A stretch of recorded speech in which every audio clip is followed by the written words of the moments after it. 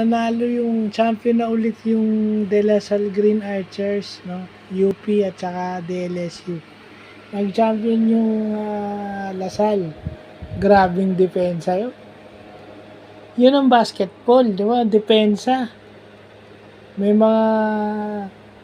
mga turnover sila na convert nila into points.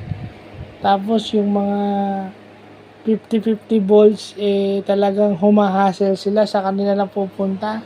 At kung mabigyan sila ng second chance points, na i-convert nila. Kasi, no wonder, UP got size with Malik Diop inside.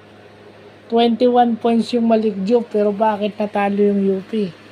It's Lasalle's defense. And Lasalle's speed and athleticism. I mean, saan nga nakakita si Evan Nelly is bihirang tumira si Evan Nelly this game.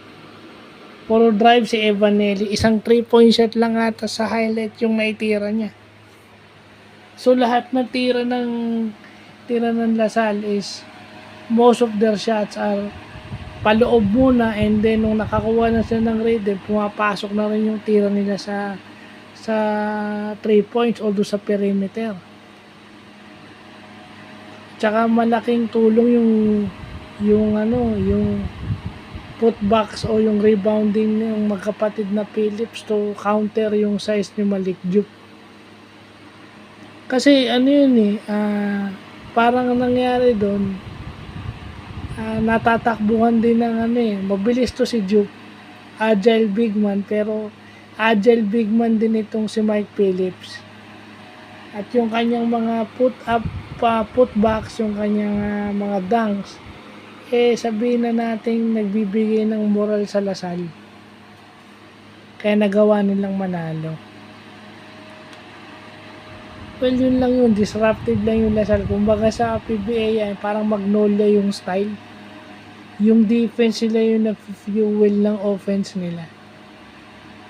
Kasi kung lalabanan mo ng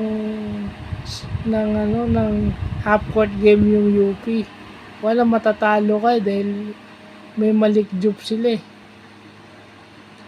No? So, ginawa ng Lasal, binilisan nila yung pace. At saka, talagang yung desire nila, yung rebounding nila, yung shot blocking nila, evident this game. So, yun lang po.